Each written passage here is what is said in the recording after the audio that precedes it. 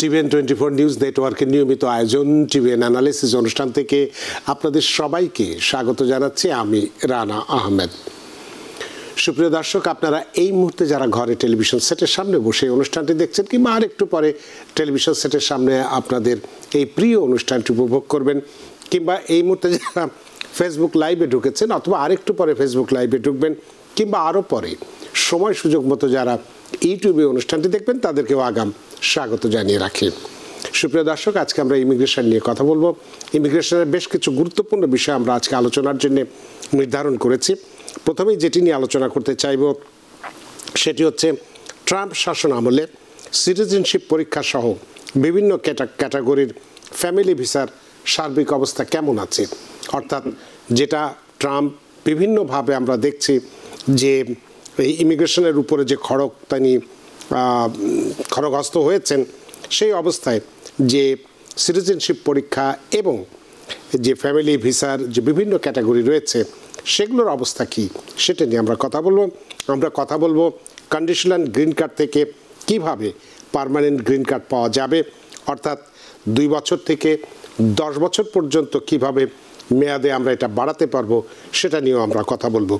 সুপ্রিয় দর্শক, এর বাইরে সবসময় আমরা আপনাদের টেলিফোনে প্রশ্ন নিয়ে থাকি। আজকে হয়তো নিতে পারবো না, কিন্তু আপনারা ফেসবুকে প্রশ্ন রাখতে পারেন, অবশ্যই সেই প্রশ্নগুলোর উত্তর দেওয়ার চেষ্টা করব।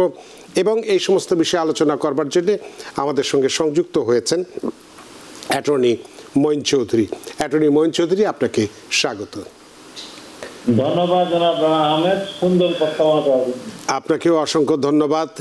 যেভাবেই হোক আপনি সংযুক্ত হয়েছেন এবং কি নিয়ে কথা বলবো সেটা আপনি ইতিমধ্যে শুনেছেন যে ট্রাম্প এই শাসন আমলে, অর্থাৎ মাত্র 20 জানুয়ারিতে উনি ক্ষমতা নিয়েছেন, আজকে 18ই মার্চ, অর্থাৎ 2 মাসের মতো হচ্ছে।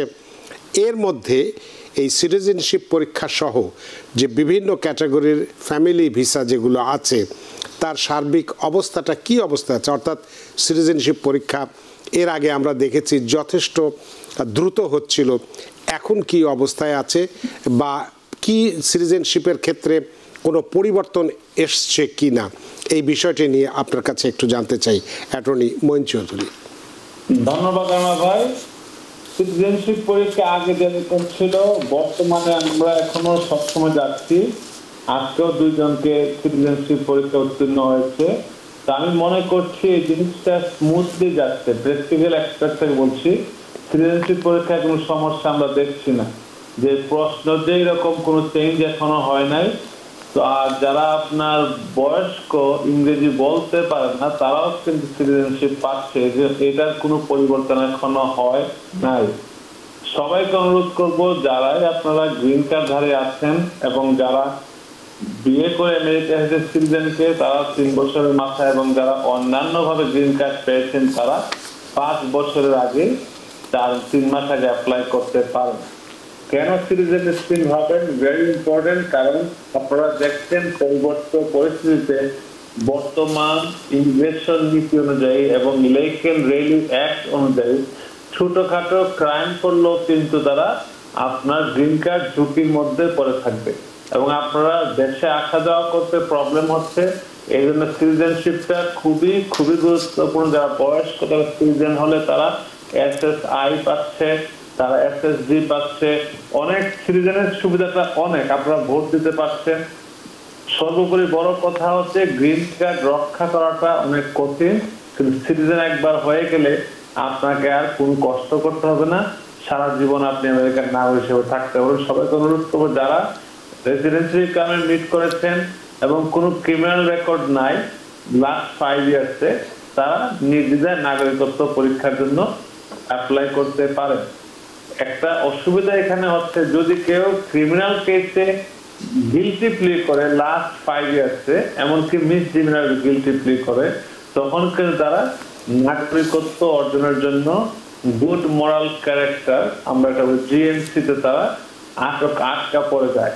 তখন তাদেরকে অনেক ধরনের ডকুমেন্ট দিতে হয়। ইমিগ্রেশন এটা তাদের ইন্ডিপেন্ডেন্টলি ভেরিফাই করে ক্রাইমটা কেমন ছিল। হয়তো আপনি নট গিলটি হয়েছেন, তারপরও কিন্তু তারা তাদের মতো করে এটা যাচাই বাছাই পর্যালোচনা করবে। আমরা এক্ষেত্রে তাদেরকে অনুরোধ করি, যারা কোনো ক্রিমিনাল রেকর্ড আছে তারা অবশ্যই একজন অ্যাটর্নির সাথে পরামর্শ করবেন এবং অ্যাটর্নির সাথে নিয়ে ইন্টারভিউতে যাবেন। এটা আমরা তখন আপনাকে ওইসব প্রেজেন্ট করতে পারি, খুব ভালোভাবে প্রেজেন্ট করতে পারি। এক্ষেত্রে আপনার ভয়টা একটু কম থাকে। তো সিটিজেনশিপের আবারও বলবো, সিটিজেনশিপ খুব স্মুথলি যাচ্ছে। এখন পর্যন্ত আমরা কোনো ঝামেলা দেখি নাই। ট্রাম্প প্রশাসনের নতুন কোন ধরনের নীতিমালা আসে নাই, সবকিছু নীতিমালা আসেনি আপনি এটা বলছেন, কিন্তু আমরা তো দেখলাম যে কয়েকদিন আগে ট্রাম্প প্রশাসন থেকে আমরা ঘোষণা পেলাম যে যারা গোল্ড কার্ডের মাধ্যমে $5 মিলিয়ন যারা জমা দিতে পারবে তারা সরাসরি নাগরিকত্ব, গ্রিন কার্ড পাবে, নাগরিকত্ব পাবে। এই বিষয়টি সম্পর্কে আপনার কাছে কি তথ্য আছে? ধন্যবাদ। যেটা ট্রাম্পের যে গোল্ড কার্ড আপনারা বলছেন $5 মিলিয়ন US, এটা হচ্ছে একটা প্রজেক্টের মতো আসছে।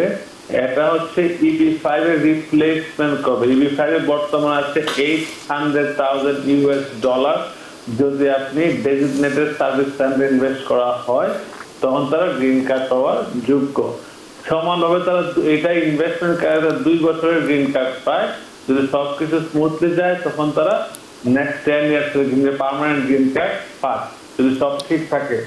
কিন্তু ট্রাম্পের গোল্ড কার্ড এখনো কিন্তু কোন ধরনের সুস্পষ্ট নীতিমালা, সুস্পষ্ট যে আবেদন করার যে প্রক্রিয়া এখনো শুরু হয় নাই।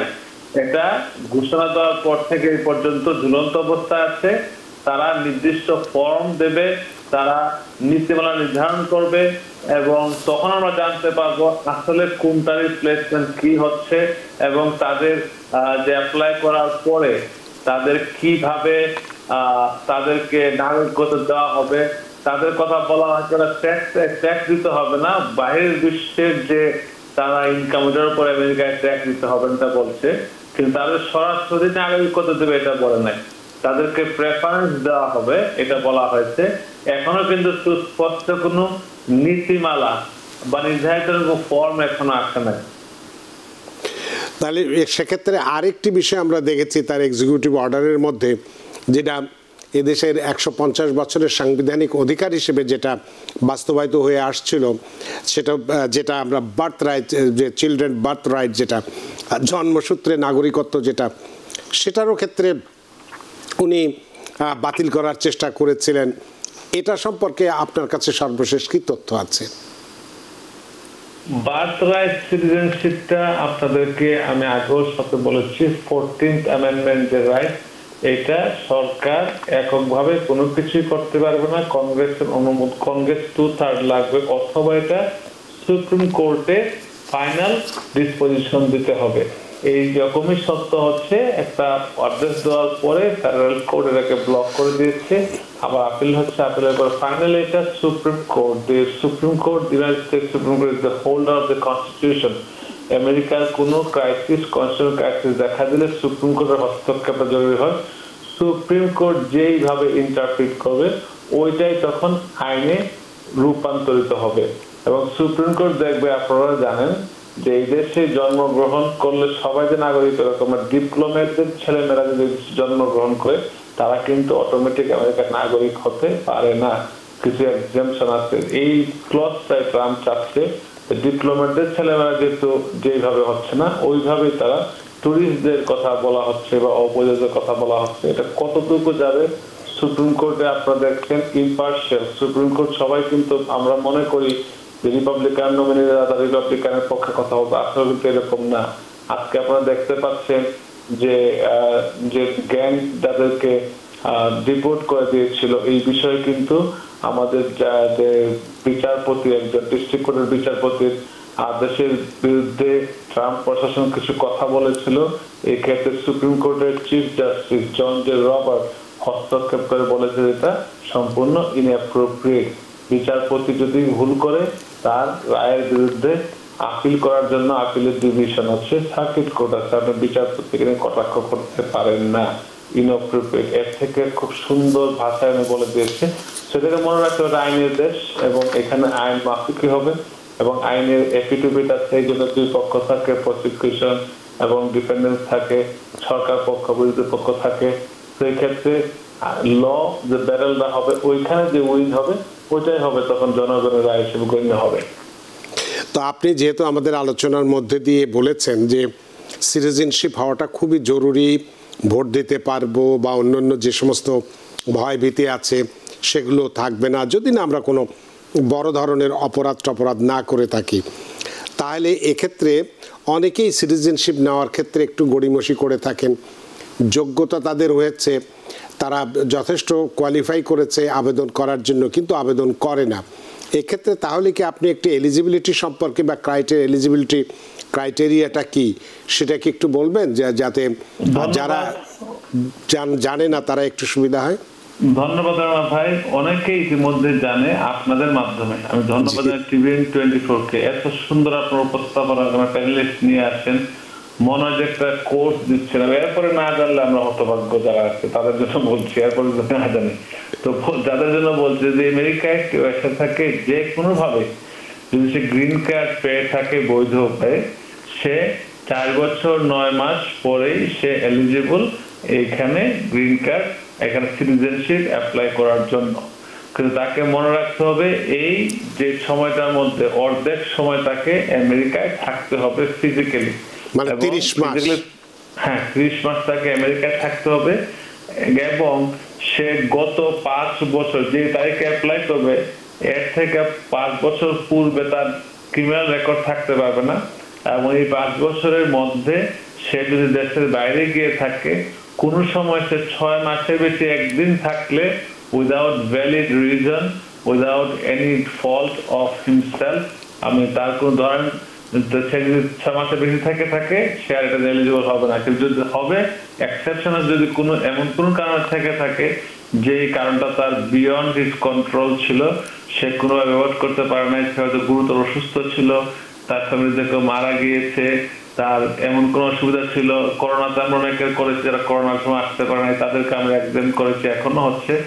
সো তাদের একটা প্রমাণ দিতে হবে যে এমন কোন কারণ ছিল। এটা অফিসার অনেক সময় অ্যাপ্রুভ না করলে আপিল করে এটা অ্যাপ্রুভ করাতে পারে।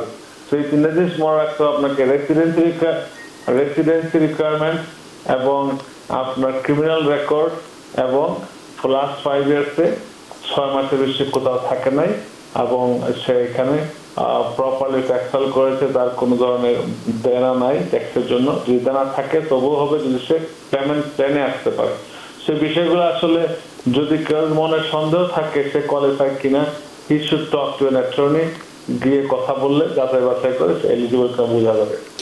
আপনি বললেন যে 5 বছর 5 বছর ডিউরেশনের কথা বললেন এবং 30 মাস ফিজিক্যাল উপস্থিতির কথা বললেন। যদি কেউ কোনো গ্রিন কার্ডধারী আমেরিকান সিটিজেনকে যদি বিয়ে করে তার ক্ষেত্রেও কি 5 বছর, না সেক্ষেত্রে কম আছে? যদি আমেরিকার সিটিজেনকে বিয়ে করে যদি আমেরিকা আসে এবং সিটিজেনের সাথে সে যদি 3 বছর থাকে, কিন্তু অনেকে দেখা যায় বিয়ে করার পরে 1 বছর পরে সে সেপারেট হয়ে যায়। যদি 1 বছর পরে সেপারেট হয়ে যায় আমেরিকা আসার পরে, তখন সে কিন্তু এই সুযোগটা পাচ্ছে না, কারণ তার কন্টিনিউশনের ব্রেক হয়ে গেল। সেক্ষেত্রে তাকে সিটিজেন বিয়ে করতে হবে এবং সিটিজেনের সাথে ফিজিক্যালি আমেরিকাতে গ্রিন কার্ড পাওয়ার পরে তাকে 3 বছরের মধ্যে 3 বছর থাকতে হবে, কন্টিনিউয়াস থাকতে হবে এবং এর মধ্যে 1.5 বছর সে আমেরিকা থাকতে হবে। দুটো একটা যদি রিকোয়ারমেন্ট মিট না করে সে কিন্তু কোয়ালিফাই না। আবার কেউ যদি ডোমেস্টিক ভায়োলেন্স, যদি ওয়াইফ যদি তাকে চায় না বা হাজবেন্ড তাকে চায় না, তখন যদি এরকম রিপোর্ট হয় সে কিন্তু কোনো সময় কোয়ালিফাই না। আরেকটা জিনিস হচ্ছে যদি কোনো কারণে তারা সেপারেট ট্যাক্স ফাইল করে অথবা সেপারেট অ্যাড্রেসে থাকে, তখন তারা কিন্তু কোয়ালিফাই করে না। এক্ষেত্রে অনেক বিষয় বোঝার আছে। শুনতে মনে হচ্ছে খুবই সিম্পল, কিন্তু যারা একটু সমস্যায় পড়ে দে আর ভেরি বিগ ট্রাবল। এবং আজকে ইমিগ্রেশনে যে অফিসে ছিল ইন্টারভিউতে যে ক্লায়েন্ট পাস করেছে, তো এই ক্ষেত্রে স্ক্রিনে সবসময় ভাসছে, আমরা দেখতেছি যে marriage fraud is serious crime, মানে immigration marriage fraud is crime. অনেকে দেখা গেল বিয়ে করে গ্রিন কার্ড পাওয়ার পরে সে ভাবছে আমাদের গ্রিন কার্ড হয়ে গেছে, এখন আর সমস্যা কি, কিন্তু সেই গ্রিন কার্ডটা 2 বছর পর 10 বছরের পাক না কেন, যদি অপর পক্ষ কোনো কারণে তার জন্য ক্লেম করে বা তার জন্য রিপোর্ট করে যে ম্যারেজ ফ্রড, গ্রিন কার্ডের জন্য বিয়ে করেছে এবং যদি ইমিগ্রেশন যদি বুঝতে পারে, দেন ইটস এ সিরিয়াস ক্রাইম। তারা তদন্ত করবে, গ্রিন কার্ড রিভোক করবে, এমনকি তাকে দেশ থেকে বের করার প্রক্রিয়া শুরু হতে পারে। অনেক ধন্যবাদ বিষয়টি পরিষ্কার করার জন্য। সুপ্রিয় দর্শক, আমরা একটু সিটিজেনশিপ বিষয় নিয়ে কথা বলছি, যদিও আমাদের আলোচক বলেছেন যে আমাদের টিভিএন এর মাধ্যমে অনেকেই সব কিছুই জানে, কিন্তু তারপরেও আমরা ধরে নিচ্ছি যে যারা এখনও সিটিজেনশিপ পাওয়ার মতো মানে কাছাকাছি চলে এসছেন, অনেকেই হয়তো জানেন না, তাদের জন্য বিষয়গুলো একটু ব্যাখ্যা করছি। আর সুপ্রিয় দর্শক, আপনাদেরকে একটু বলে রাখি, আনএভয়েডেবল সার্কামস্ট্যান্সের কারণে আমরা ফোনটা নিতে পারছি না, কিন্তু আপনারা ফেসবুকে যদি প্রশ্ন রাখেন অবশ্যই সেই প্রশ্নগুলোর উত্তর দেব। তো অ্যাটর্নি মঈন চৌধুরী, আমরা নাগরিকত্ব পরীক্ষা বা যেটা নিয়ে আমরা একটু কথা বলছিলাম, এলিজিবিলিটি নিয়ে কথা বলেছি, তা আপনি কি একটু বলবেন যে এই নাগরিকত্ব পরীক্ষাটা কয়টা অংশে বিভক্ত আছে? আমরা নতুন যারা আছে বা নতুন আজকের অনুষ্ঠান দেখছে তাদের জন্য কথাগুলো একটু বলি। ধন্যবাদ রানা ভাই, আপনি সবসময় দর্শককে একটু এক্সট্রা কিছু শোনাইতে চান, থ্যাংক ইউ সো মাচ। নাগরিকত্ব পরীক্ষার প্রথম যে আপনারা N400 ফর্ম ফিল আপ করবেন, ওইটাই কিন্তু 70% মতো মনে করেন। এখানে যে প্রশ্নগুলো আছে, জীবন বৃত্তান্ত এবং সিকিউরিটি কোয়েশ্চেন। জীবন বৃত্তান্ত আপনার নাম, ঠিকানা, আপনার ফোন নাম্বার, ইমেল অ্যাড্রেস যদি থাকে, পিতামাতার নাম, আমেরিকা আসছেন কবে, দিস ইজ ভেরি বেসিক। এটা আপনার সম্পর্কে বলা আছে, আপনার ছেলে মেয়ে কজন, বিয়ে হয়ে থাকলে ডিভোর্স কিনা, বা ছেলেমেয়েরা কোথায় থাকে, বায়োলজিক্যাল নাকি স্টেপস, এগুলো সব লেখা থাকে। ওইটার পরে হচ্ছে সিকিউরিটি কোয়েশ্চন, যে আপনারা এলিজিবল কি না। কোনো একটা প্রশ্নে যদি আপনার হ্যাঁ উত্তর হয় তখন আপনি এলিজিবল না। Have you ever committed any crime, যদি বলেন ইয়েস, আপনি এলিজিবল না, আপনাকে ব্যাখ্যা করতে হবে। Have you ever voted in the United States of America, state, federal ও লোকাল ইলেকশন, যদি ইয়েস বলেন আপনি কিন্তু নেগেটিভ, তখন আপনাকে এটা দেখতে হবে যে আপনার এক্সপ্লেন করতে হবে তাদের এখতিয়ার দেবে কিনা। তারপরে আছে ক্রিমিনাল কোনো জড়িত ছিলেন কিনা, কোন নাৎসি বাহিনীতে জড়িত ছিলেন কিনা, আপনি কি আমেরিকা অস্ত্র প্রশিক্ষণ আছে কিনা, এইসব হচ্ছে সিকিউরিটি কোয়েশ্চন। তারপর লাস্ট হচ্ছে আমেরিকার সংবিধান নিয়ে প্রশ্ন করে, যে আপনি সংবিধানে সমর্থন করেন কিনা, শপথ গ্রহণ বুঝেন কিনা, আমেরিকার পক্ষে অস্ত্র ধরবেন কিনা, অস্ত্র না ধরলে আপনি সেবা শুশ্রূষা করবেন কিনা, এগুলো হচ্ছে অ্যাপ্লিকেশনের মধ্যে। এটা আপনার কিন্তু অর্থ বুঝে লিখে পড়া উচিত এবং ইয়েস নো বলা উচিত। এটাই আমার ধারণা মতো এটাই হচ্ছে আপনার অ্যাটলিস্ট 60-70%। তারপরে আমেরিকার হিস্ট্রি সম্পর্কে 100-120টা প্রশ্নের মধ্যে আপনাকে প্রশ্ন করা হবে। এই প্রশ্নগুলো উত্তর 10টার মধ্যে আপনাকে 10টা প্রশ্ন করা হবে, কিন্তু প্রথম 6টা আপনি যদি পারেন তাহলে কিন্তু আপনি পাস, আপনার আর 7 নম্বর প্রশ্ন করবে না।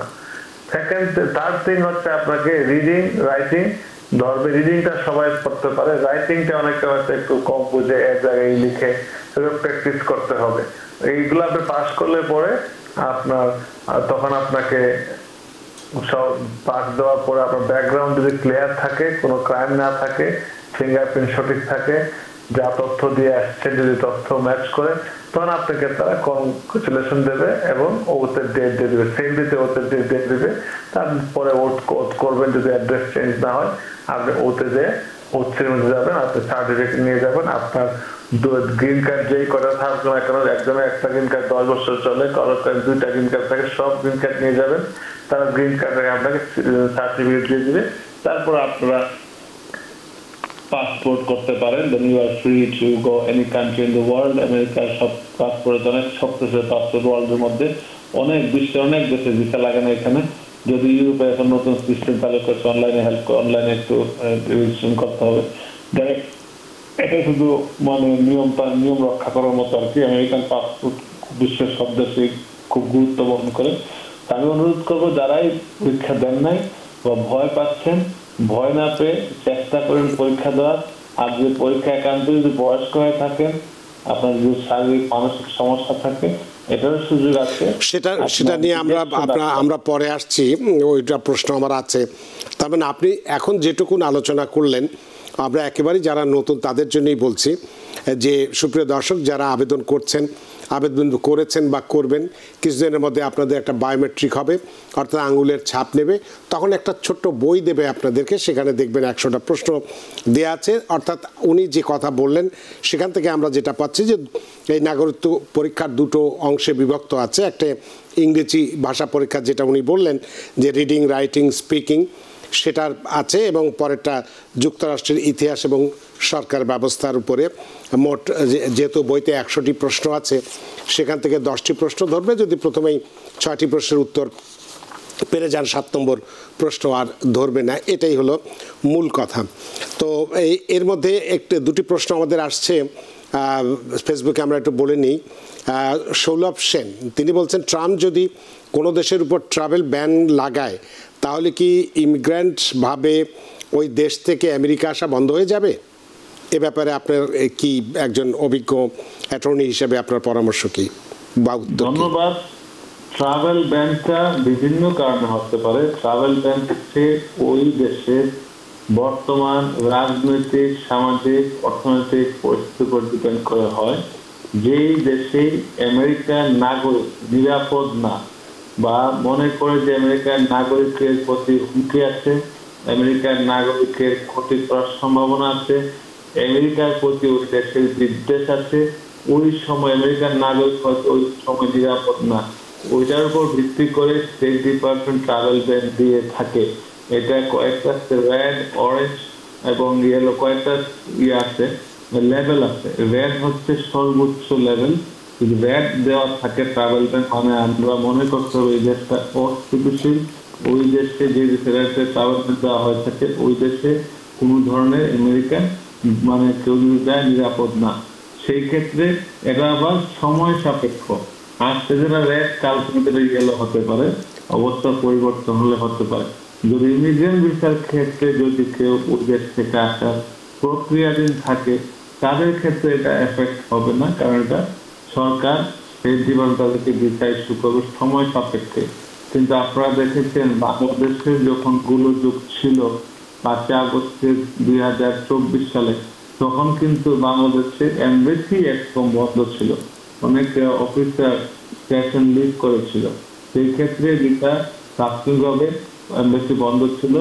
তো এইসব জিনিসগুলো সবগুলো আপেক্ষিক আমাদের আর্থসামাজিক অবস্থা এবং দেশের অবস্থার উপরে নির্ভর করে। সেটাই হলো আপনার দেশের পরিস্থিতির উপর নির্ভর করে। আমেরিকা কিন্তু সারা বিশ্বে আমেরিকার নাগরিকরা ছড়িয়ে ছিটিয়ে আছে। আমেরিকার সরকারের দায়িত্ব হচ্ছে ওইসব নাগরিকদেরকে নিরাপত্তা বিধান করা, এবং তারা যেন কোন জায়গায় ভ্রমণ করলে অ্যাটলিস্ট অ্যাডভান্স নোটিশ যেন পায় যে এইসব জায়গায় যাওয়া যাবে না, এইসব জায়গায় চলা যাবে না। আমরা যা জানি তার থেকে বেশি আমেরিকান সরকার গোয়েন্দা সংস্থা দিয়ে খবর আছে। আমরা একটু শর্ট করি, অ্যাটর্নি মঈন চৌধুরী অনেক প্রশ্ন আছে, আমরা একটু জাস্ট প্রশ্ন যেটা থাকে সেটার মধ্যেই উত্তরটা সীমাবদ্ধ রাখি। তো অর্থাৎ সেক্ষেত্রে আপনি যেটা বলেছেন সেইভাবে চললে কোনো সমস্যা নয়। শম্পা সিনহা তিনি বলছেন যে আমার হাজব্যান্ডের মাধ্যমে আমি এসেছি 2 বছর 6 মাস, আমি আর কতদিন পরে আবেদন করতে পারবো? যদিও আমরা ইতিমধ্যে এই বিষয়টি আলোচনা করছি, তারপরে একটু সংক্ষেপে বলুন। যদি আপনার হাজবেন্ড আমেরিকার নাগরিক হয়ে থাকে তাহলে আপনি 3 বছর পূর্ণ হওয়ার পরে অ্যাপ্লাই করুন। যদি আপনি যখন আসছেন তখন যদি নাগরিক থেকে থাকে তাহলে 3 বছরের কোয়ালিফাই করবেন, 2 বছর 9 মাস পরে কোয়ালিফাই করবেন নাগরিকত্ব পরীক্ষা দেওয়ার জন্য। আর যদি আপনার হাজবেন্ড যখন সিটিজেন না হয়ে থাকে, গ্রিন কার্ড থাকলে আপনি 5 বছর যেতে হবে। অনেক ধন্যবাদ শম্পা সিনহা আপনার প্রশ্নের জন্য। মেহেদি হাসান শামসুল ওনার প্রশ্নটি একটু মনোযোগ দিয়ে আপনি শুনবেন। তিনি বলছেন, I apply for citizenship 6 months running, but still I am waiting for interview schedule. I was arrested 2020 because I bought a phone from a guy after police was arrested me. I was 3 hours কি যেন বোঝা যাচ্ছে না police station. It's any effect with my citizenship please? অবশ্যই effect হবে। আপনার প্রয়োজন হবে একজন অ্যাটর্নি। আমরা যারা আছে আমার কাছে আসতে বলবো না, যার কাছে যান, যারা আমরা যারা জানি, একজন অ্যাটর্নি সরাসরি কথা বলবে, এবং এই ক্ষেত্রে আপনার ডকুমেন্ট লাগবে। আপনি অ্যাটর্নির সাথে যে আপনার জন্য উত্তম, কারণ এটাও ব্যাখ্যা করার ক্ষমতা আপনার আছে কিনা আমরা জানি না। তো যখনই ক্রিমিনাল কিছু ইনভলভ থাকে, you should have a lawyer represent you. অনেক ধন্যবাদ মেহেদী হাসান শামসুল। বিষয়টা আপনার যেহেতু একটু জটিল, সে সময় আপনার যখন ইন্টারভিউ ডাকবে একজন অ্যাটর্নিকে সাথে নিয়ে যাবেন, তাতে হয়তো কিছু অর্থ যাবে, কিন্তু আপনার জন্য বিষয়টা সহজ থাকবে। সানি ইসলাম তিনি বলছেন, how about I-130 processing status right now? এ ব্যাপারে আপনার কাছে কি ইনফরমেশন আছে? ধন্যবাদ। I-130 family based citizen.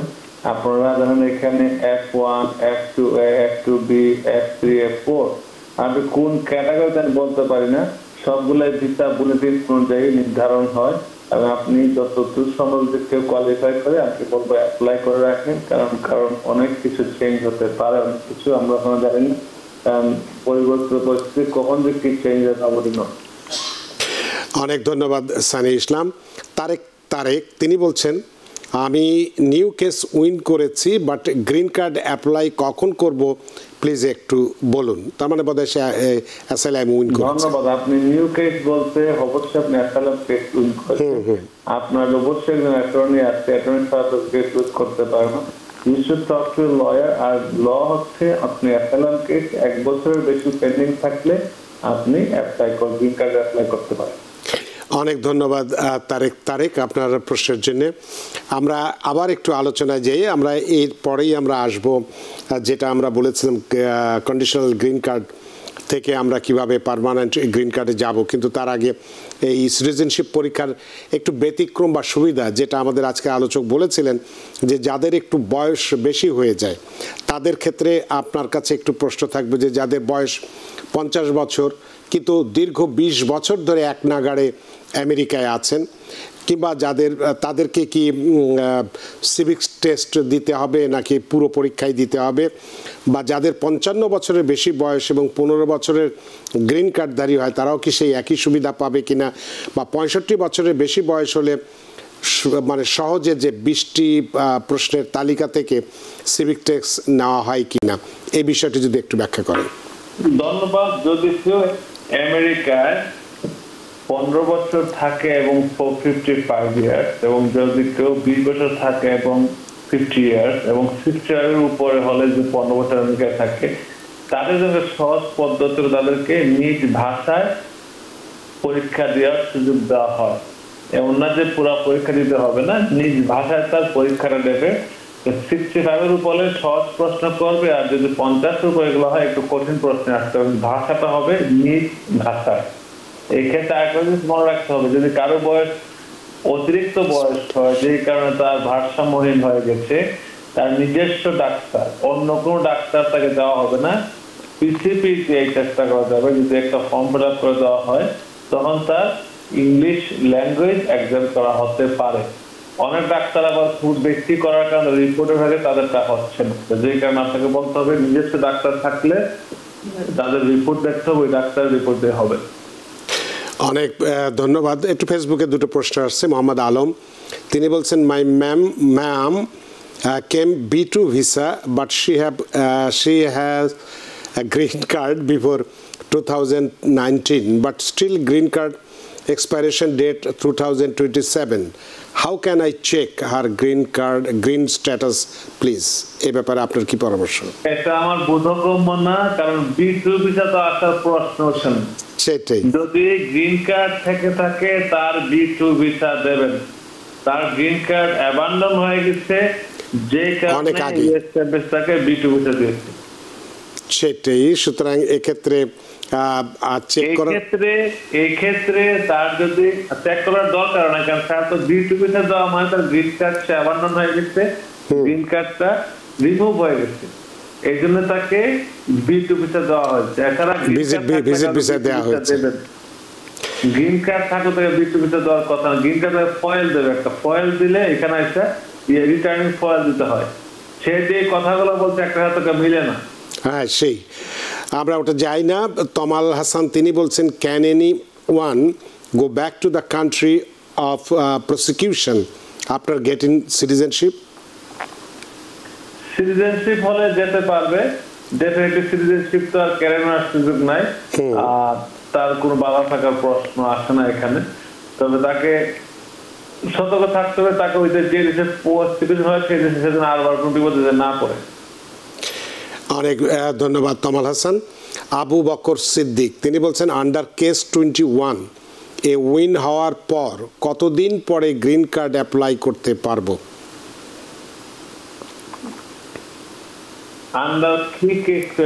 Under case 21 এটা আমিও, আপনি কি বুঝতে পারছেন? ওকে, ওনারা অনেক এবং টার্ম ইউজ করে যারা ওনারাই বুঝে, কোন লয়ার বা ব্রোকার তো বলছে এটা হচ্ছে মানে বয় অলরেডি, মানে বাচ্চার বয়স 21 হয়ে গেছে সেটার কথা বলছে বোধহয়। না না না, সেটা বলতেছে এসআইজেকে।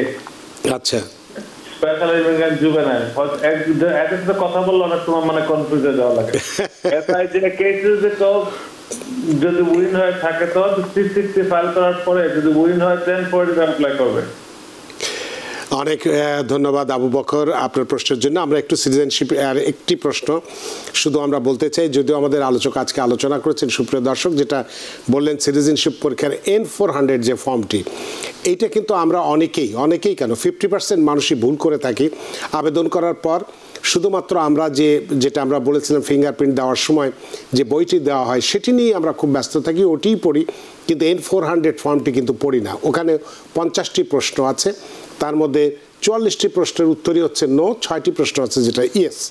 তো এটা কনফিউশনের জন্য এই ক্ষেত্রে কিন্তু অনেক মানুষ এটা দেখে না, যে কারণে পরবর্তীতে ফেল করে যায়। এইটাই হয়তো সিভিক বা জেনারেল নলেজে পাশ করে যায়, রিডিং রাইটিংয়ে পাশ করে যায়, কিন্তু এইটাই ফেল করে যায়। সুতরাং এই ব্যাপারটি সম্পর্কে সবাই সচেতন থাকবেন।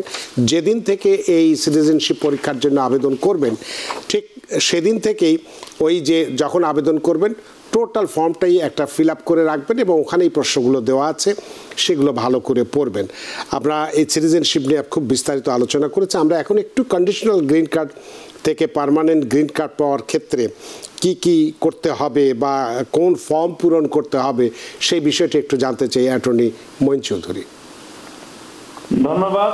কন্ডিশনাল গ্রিন কার্ড দুইটা ক্ষেত্রে হয়ে থাকে, ইনভেস্টমেন্ট ভিসা এবং যেটা EB5, আর একটা হচ্ছে স্পাউসে যারা IR1 যারা করে আর কি CR1 যারা করে, কন্ডিশনাল রেসিডেন্ট 1 সিটিজেনকে বিয়ে করে যারা গ্রিন কার্ড পায়।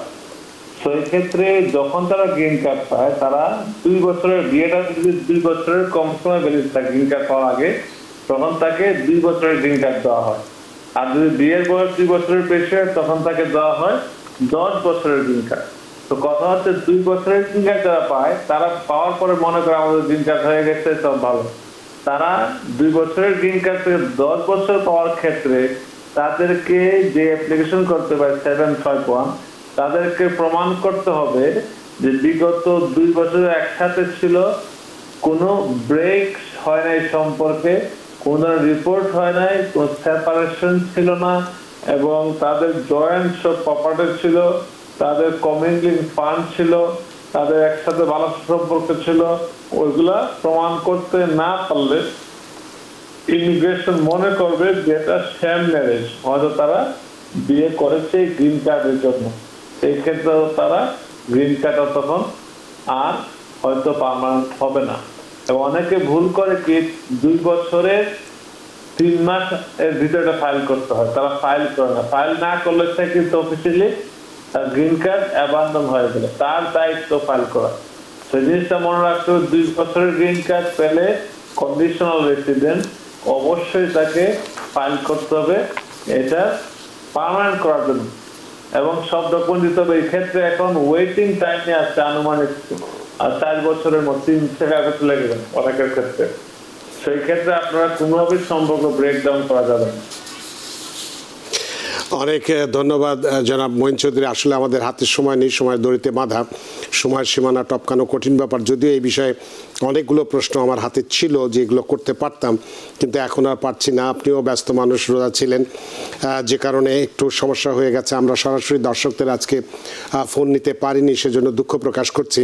অ্যাটর্নি মঈন চৌধুরী, আপনি এই ব্যস্ততা উপেক্ষা করে আমাদের সাথে সংযুক্ত হয়েছেন এবং বিশেষ করে গুরুত্বপূর্ণ দুটো বিষয়ে আলোচনা করেছেন। সত্যি আমরা ঋদ্ধ, আমরা প্রাণিত।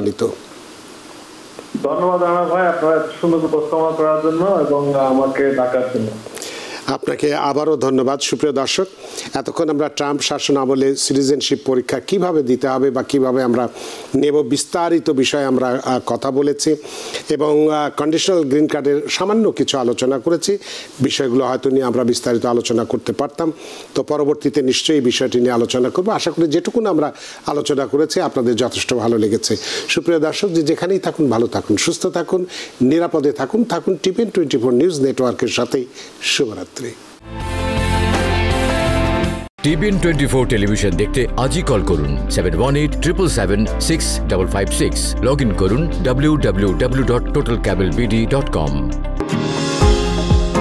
নিউ ইয়র্ক থেকে সম্প্রচারিত টিভিএন 24 টেলিভিশন বিশ্বজুড়ে বাঙালির কণ্ঠস্বর।